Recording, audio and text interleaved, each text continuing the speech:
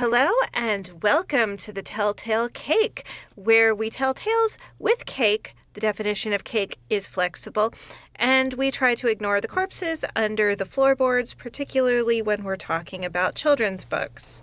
So, of course, we have no corpses. Definitely not. That would not be a thing. Naturally not. With me today is my dear friend and actual librarian, Paul. As we can tell from his facial hair, he is fresh out of the mirror universe, so he is now evil librarian Paul. I am. How are you today, evil librarian Paul? I'm feeling very evil. You know, I'm drinking from a Cthulhu mug. I'm drinking coffee, which has been reviled for centuries as, I suppose a cult drink. I like it even better now. Yeah, well, you are familiar with this, aren't you? That, No. You don't know this history of the whole. I can't remember. There's a famous Italian line about coffee, how it's like black as the devil and hot as hell.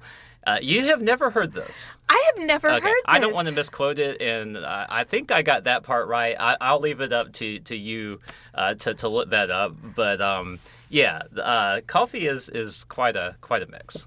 I love that so much. I will definitely look it up, and I will link it in the show notes because I'm so excited now that I'm drinking hot as hell coffee and coffee of the devil. And so good, so tasty. Sweet I would devil. describe it as heavenly myself, but, to each their own. Apparently it's hellish. So, what are we reading today, and why are we reading it? Well, I suppose, we're not reading it, right? We're discussing? No. Okay, we're discussing a couple of books that both of us have read recently. I came back and reread Kenny and the Dragon. Tony... And I'm going to say his last name because I don't know how to pronounce it. Tony D. We'll call him Tony D. I love avoiding the issues of pronunciation. Yeah, I'm on great this at show. avoiding issues, trust me. So Tony D. Has written many other beloved children's series. But in my opinion, this is more of a retelling. It's not like an original story. It's a retelling of a classic children's story. And when I say classic children's story, I am certainly not an expert on classic children's stories. I didn't grow up hearing classic children's stories. And, kids these days, they're really looking for the cool, neat, latest thing. They're very astute. The companies that market and sell books, they market and sell them to children these days. So they kind of know what they want. I have actually a lot of trouble selling this book to kids, and I'm sure that will be part of our discussion. When I say selling it, I don't mean literally selling. I'm a librarian. I just want them to read something really cool. I think this is really cool, but I often have trouble convincing children to take this book for reasons. And as you mentioned, this is a retelling, and the two characters are named Kenneth and Grahame after Kenneth Grahame's The Reluctant Dragon, yes, which I have never read or even heard of, even though his more famous work, The Wind in the Willows, was one of my favorite stories as a child. It is also the foundation of many tropes that I deeply believe. For example, if we were to bust into a jail to free someone, we could obviously do that while dressed as washerwomen. That would just work. It has to work. There's no reason why it wouldn't work, and I learned that from Wind in the Willows. You said that you have trouble selling this or giving this away to children.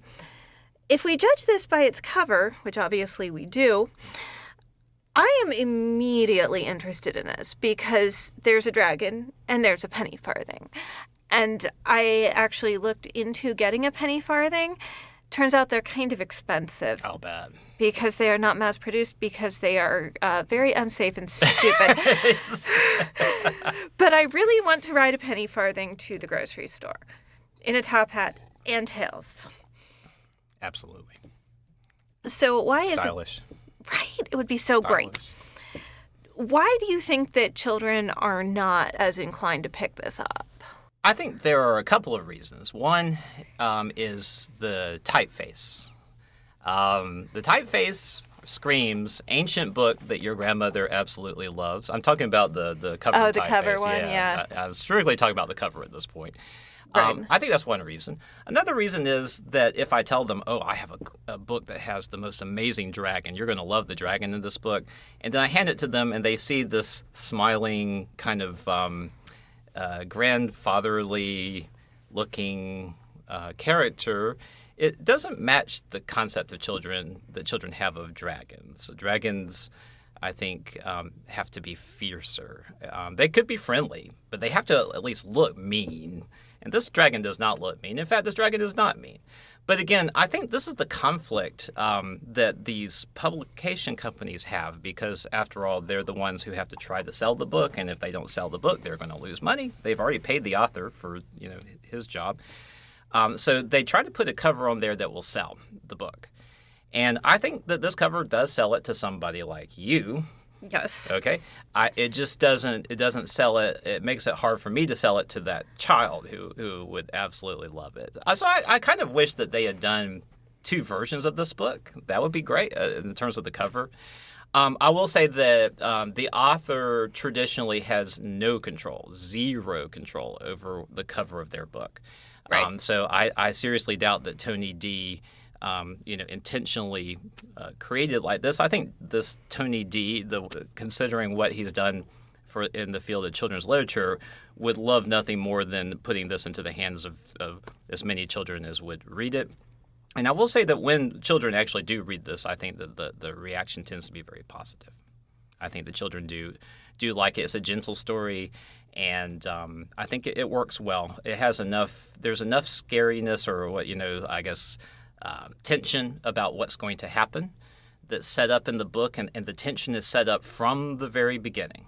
So there's no fluffy part of it where you're just meeting characters and learning about the world. That's all just dispensed with. It gets right into that tension that there's a dragon hanging out and something has to be done about the dragon. Before we get into it, on this show, we do like to eat cake with our books because, of course, we do. Yes. And today we are having creme brulee because that is what the characters like to eat, and they get their creme brulee torched by the dragon. The dragon? Mine was torched by a dragon? Yours was torched by a small child. Okay. I think there are a lot of similarities there, so. Very. Yeah. Our wonderful sound producer has small children, and for some reason, he seemed very calm about the idea of me just handing a blowtorch to his small children and saying, go for it. I like his style. So, I will say, for the sake of anyone who somehow figures out who my employer is, I am not saying that children should use blowtorches, and also, the whole black is the devil thing, I am not a racist. I don't approve of that comment. That's a literal translation of the Italian from earlier. Just in case anyone finds out exactly who I am. Yeah, employability is important. I agree. I am not in any way responsible for any children, so I can say I'm in great favor of handing other people's children a blowtorch. Okay, yes, that's fair. That's fair. We can eat now, right? Mm-hmm. That is so good. This is just like the perfect dessert to me. It's good. It's surprisingly easy to make, too. It's so good. How would you say this is different than flan? Have you ever made flan? Mm-hmm. Okay. So it is a little different. For one thing, you do the caramelized sugar on top or on the bottom. Mm-hmm. This is also just cream and eggs. Okay. And just egg yolks, and you stick it in the oven, and then you put sugar on top of it and blowtorch it. Mm-hmm. Flan, you make the caramel first and pour it into the bottom so that when you tip it out, it's on top. And then flan also involves, I believe, condensed milk rather than cream. Which is more challenging to make, do you think? I find flan a bit more challenging because of the issue of getting the caramel into the bottom. Yes. This is just a baked custard, so I just mix everything together, put it in my little ramekins, throw it in the oven. Then I put some sugar on top and hand children a blowtorch, and it becomes this. Right. Whereas flan, Now, how do you find children in your neck of the woods? Do you just grab them from down the street? Yeah, I've got neighbors with children, and all of them think it's great when I hand their children, like, small blowtorches. I have never yet had a complaint about handing a child a blowtorch. I love it. Do I actually need to make this with a blowtorch? Could you just stick this under an oven broiler? Yes. Is it as fun? No. Also, children love setting stuff on fire. And blowtorches are better for them because a lot of children get a little bit nervous about striking a match because there is that moment where the flame sort of pops in and that can startle them. Blowtorches, they're much better with. This is professional recommendation, official recommendation from this channel. Give children blowtorches instead of matches. I like it. See, children know that of all the things you don't want them to make somehow, just randomly or by happenstance, a fire is like so far at the top of that list. So when a child actually is allowed to make fire, it's just so empowering. They feel in control of it. And I was always a little bit scared of fire because when I was a child in elementary school, I always got the feeling that I would be on fire a lot and house fires would be very common because they really do teach you a lot about how to be on fire. Oh, yeah, stop, drop, and roll. The whole with thing. hand gestures to right, go. yeah. And, you know, you are super prepared as an elementary school child to be crawling You know across you're the going to be floor. on fire one day because otherwise, why would they, teach you the whole thing multiple times? So you're like, okay, well, I'll know how to deal with that. I'm not prepared for a lot of things in life, but I am very prepared to be on fire. You're prepared for that. Let's get into it. Okay. Kenny and the Dragon. We have Kenny. He's a rabbit. He's an adorable rabbit. Oh, wait a minute. Isn't he actually almost set on fire? Doesn't Grahame burp at some point and almost set him on fire? Yes, but it's amusing. Yeah, but a child's yeah. going to read this. They're going to be like, yeah, that could happen. This is true. Right. So there is some fire danger. But no stop, dropping, and rolling. Yeah, all the fire is very easily contained. Easily contained. Kenny. Yes. He's a bookish child. His best friend is George down in the village. They like to play chess.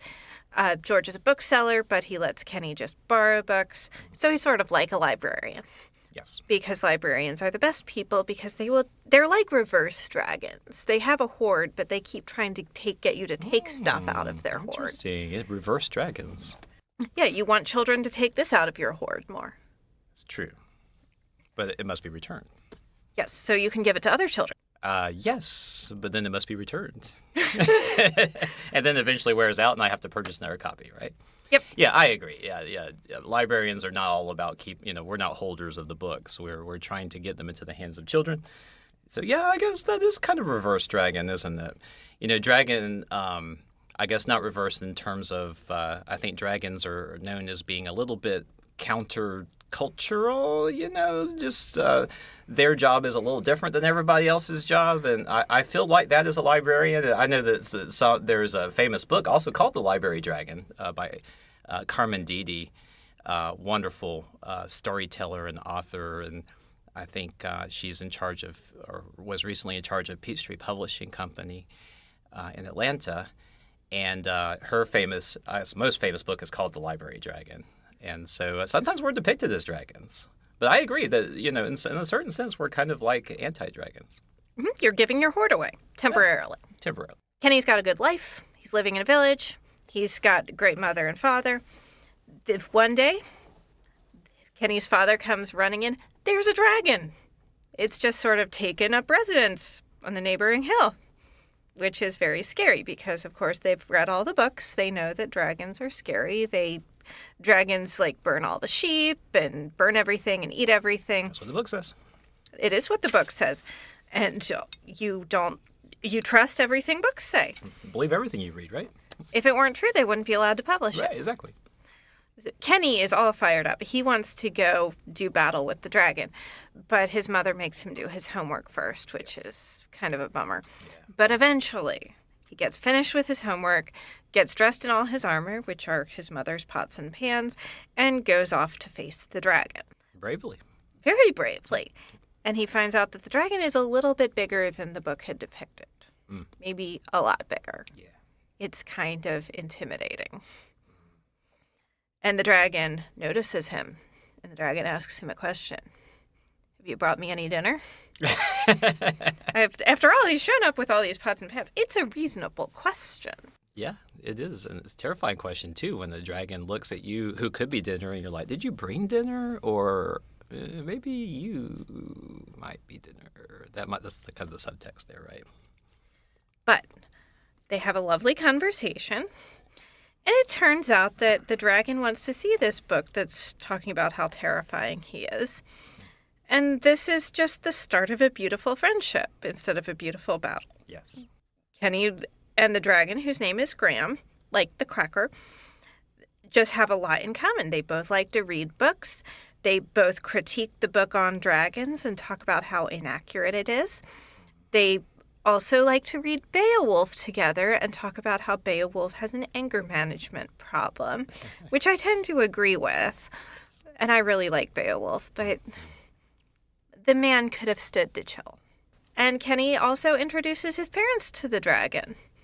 And I think it's actually his father who almost gets set on fire when the dragon burns. I think you're right. It's not Kenny. It's actually his father. But it's very amusing. And his mother actually brings the dragon a picnic. And it turns out that the dragon's very good at toasting creme brulee. Through, gently holding one nostril close, and just kind of spurting a little bit of fire. I love that image. That's just great. It does seem convenient. Yes.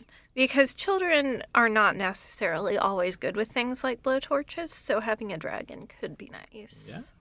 Well, children are usually good with blowtorches. It's things like walking without falling over or carrying stuff without dropping it. Oh, Lord, I have stories for you. I work in an elementary school, so I have a lot of direct observation of what children are not good at. They're actually good at many things. They have great capacity to learn things so quickly, and they have a great capacity to just have open, warm hearts and to be accepting and to look at something that they don't know about and not just classify it as something that is a threat or a potential threat, but they approach things with curiosity. And in some ways, I think that is the overarching message of the book as well. Now, speaking of approaching things with curiosity, the townspeople are not going to approach this with curiosity. The townspeople are going to be townspeople about it. So they're going to talk about how dangerous this thing is. And they write to the king, and the king sends a letter directing his dragon slayer, who is obviously George, Kenny's friend, directing George to go slay the dragon. This obviously upsets Kenny. And also the other townspeople are being mean to him because they know that he's friends with the dragon because he showed up in class with a book report talking about how the book about dragons was very wrong. And he is going to actually solve all the problems and all the impending bloodshed with the power of friendship, which is nice. Yeah, it's lovely. It makes me giggle a little bit. The power of friendship. The power of friendship. I mean, it's truly is a power, but that's just a funny idea to think of it as a weapon. Friendship. I'm attacking you with friendship. That's what I have my club labeled as, or my axe rather. Friendship. Friendship. Yes. He's going to do this by introducing people. So George meets Grahame, and it turns out they both like books, and they both like to play chess. So they're going to get along great. But that's not actually going to solve the problem completely because the townspeople all want blood, and the king's going to come over and watch the great battle between George and the dragon. So power of friendship's not quite enough. They're also going to have to use the power of the theater. So they recruit George's shopkeeper assistant, who makes Kenny feel all sorts of warm, confused feelings. And they're going to put on a big show. Do you want to describe the show that they put on? It's quite a pageant. And I believe that this really comes straight from that original story, The Reluctant Dragon. But basically, they give the people what the people want. It's the spectacle, is fighting the fierce dragon, and the dragon totally plays into it. He's like, "Yes, I'm a fierce dragon, and you're not going to get me." Ha ha ha. He goes the whole 9 miles on it, and he steps into the role of the antagonist, because this fellow just loves literature, and he's getting to act out a part, and he just totally gets into it. So, but they totally set this up so that it seems like the dragon is being defeated, but there's a little loophole to that. And it's just it's wonderful. It's just a great resolution to this. And it's not the author does a good job of after they pull that off, there is a little bit of a twist. There's a little bit of a problem that kind of presents itself there at the end and makes you think, oh, maybe this isn't going to work out after all. Maybe it wasn't that easy. But yeah, it's that the pageant is great. They even managed to set up some stage lights, which is I didn't remember that. Okay. They had some special effects. They did everything. Yes. So we won't spoil it too much. Go read it. They have a little pageant in which the dragon is defeated, though not killed, and everyone, including the king, agrees that it's a great show, and the dragon's neutralized, not going to attack anyone, which is true, and everything's fine. So then they can all go live a happy life with the dragon in the town with creme brulee, and everyone gets along, and it's just such a delight. It's great, isn't it? It's great. I had a wonderful time reading this. Yeah, good. I'm glad. I was relatively certain that this would be your cup of tea or coffee. Are you drinking coffee? Yeah, It's coffee. definitely my cup of Your coffee. Okay. The time has come for us to rate this on my unitless sugar scale. Right. Okay. So the S stands for sweetness, and it's very sweet. There is some sweet things going on between the shopkeeper's assistant and Kenny. I think they're going to be wonderful friends in the future. Absolutely. It's sweet. And there's, Kenny's parents. They're very sweet together. They have a pretty heteronormative marriage, but they seem to be happy and sweet. And there's nothing wrong with being heteronormative. I don't think there are any nasty bad guys in this story. Are there any really nasty bad guys? Like anything that's really... The porcupine is a bit recalcitrant and prickly, but he can be talked down. Right. So this is like, even these people who are doing this, who are closed-minded and who just believe the bestiary and whatnot. It's like even the king, he's not so bad. He's probably somewhat intellectual, but he's totally bought into the concept of a dragon that was sold to him through this bestiary. The townsfolk, I think, are the most evil. I think they are the most evil, and they come close to one particular townsperson, I believe, comes close to derailing the whole pageant. Yeah, the porcupine. Yeah. Porcupine. Oh, that's who it is. The porcupine. All right. Because he's like, who is he? Is he a son of a farmer or something? I can't remember his whole deal.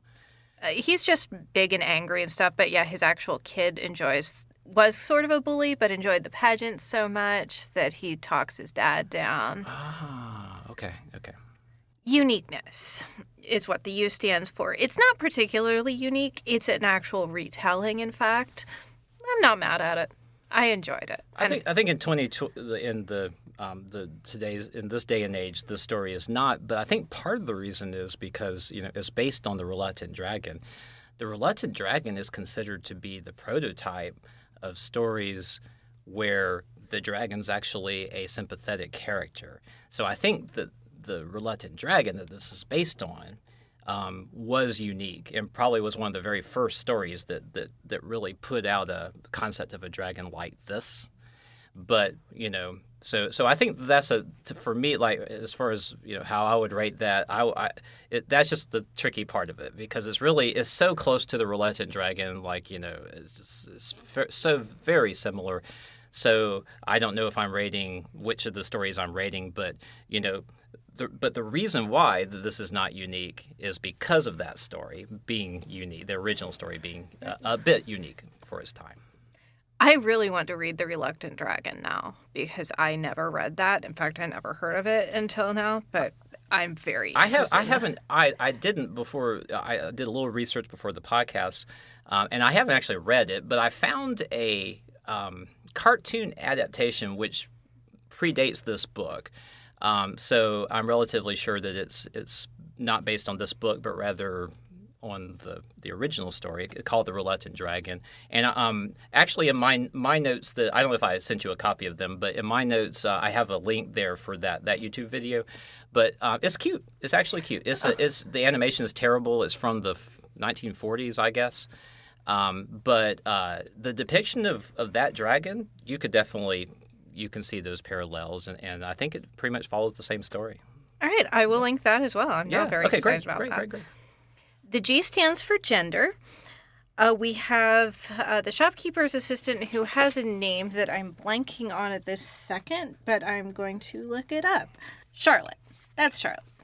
So Charlotte really subverts the damsel in distress trope during the pageant because she plays the damsel in distress and is very excited about it in this fake setup where the dragon's so dangerous. Mm-hmm. So she is actually helping to save the dragon and save possibly George as well. That's great. Probably more George. I like that. By playing the role of the damsel in distress. I'm assuming this also happens in the 1908 Reluctant Dragon, which is quite something for 1908. Yeah, the book feels like a bit of a boys' club to me, and it is. I traditionally boys have been harder to sell books to. The boy doesn't want a book that's all about emotions and feelings and school relationships and stuff. He wants dragons, and not only dragons. He wants dragons that are going to attack, and he wants fighting and whatnot. I know that's a bit of a stereotype, but I'd say many students, male or female, do fit that profile, that they're looking for something action oriented rather than more social, and so. I think the author at that time, writing this a little while back, I think that he's thinking about, I want something the boy students or the girls who are into that a little bit more action-oriented stuff are going to get into. So I don't know. Yeah, I'd like to see more female characters in it. But this is something like when it's almost... like 100% of everything that I've seen published after 2015 or so, it just has more diverse characters and much better diversity of genders, and this book it dates a little bit before that, and it's obvious that's not what the author was trying to do. And I'll still give it some credit because of Charlotte and the damsel in distress, but I agree. It is very heavy on boys, though. I will also mention that one of the boys has a crying fit. Kenny runs home crying at one point. Right. So boys can cry. Yes. So there's at least that. Yeah. The A stands for axiness because Franz Kafka says that a book should be an axe for the frozen sea inside us. Mm-hmm. And there's not a lot of heavy stuff in here. I think the closest we have is the behavior of the townsfolk, because I think by themselves they're all fine, but they sort of all yes and themselves into a fury where they want to see a giant battle. Yeah. Yeah, I mean, there's just this fear, they're responding out of fear, and I think I don't see that being axy to the reader. It's more like, I don't know, for a child, there are some good thoughts there about embrace your curiosity and look into it and see whether it's true or not. Don't believe just what the book says. And in fact, even if Grandpa is railing on about how that you can't trust this creature or whatnot, it's like we'll go. Why don't you go talk to that creature? Have a conversation and then reach your own judgment. That's exactly what Kenny does. He just walks right up and he's like, I've been told some things and I'd like to know what you think about it. And, so Grahame is, this conversation ensues and this relationship develops from there. It is a good message. But how do you rate for axiness? I definitely had some things to think about it. I would say it's kind of low. It is a children's book, but I think it's a children's book with a lot of good things going on. Sure. Not a lot of an axe. Fairly dull axe. Yes. Finally, we have the R for readability. Now, to me, this is a super quick, read it one evening thing. Yeah. I had a great time. There's lots of pictures, which I like because I am secretly 8 years old. However, I am not actually 8 years old. So how do your patrons find it readability-wise? I think that the language is a little it's a little bit of a barrier to especially young students. I think even students who they kind of have most of the vocabulary, but yet the usage, the way that things are spoken, the language of it is not It's just it's a different sort of English, and it's kind of affected a bit. I might be overestimating how much of a barrier that is. It's possible that children, just like you and I, that after you've read a chapter of it, that you kind of get how that language is a little bit different. And children, of course, are so flexible in their thinking, so they may very well adapt to that. I've always sensed that just when I look at it and start reading it, and I think about if I were telling a story to a child, if I were telling this story, how would I say this? What words would I use? How would I craft the sentence? It's just, it just throws up red flags for me. It's like if I said it this way, then some kids would understand, but some kids, like, because of the unconventional verbiage and the language of it, I would lose them very quickly. So it depends on the student, but for sure, like, I would put this into the hands of a very of a child who I thought wouldn't, a younger child for sure, because I love, there's so many things I love about this for a younger child. I think it's just a slam dunk for reading to your child, at home or even as a teacher, as a read aloud at school. I think it's great and it's short. But in terms of actually handing this book to a child and say, go read this, my cutoff would be like, I would rarely give it to a second grader. I would hand it off to a third, fourth, or fifth grader, just based on whether I thought that their interest could carry them past that obstacle with it. Okay, that seems like a fair answer. I'm not as familiar with children, so thank you very much for coming and talking with me today about this. Thank you. Also, readers, if you donate to this show through some method that I've never set up, I promise I will squander it on stupid stuff like a penny farthing. So, thank you. Like and subscribe.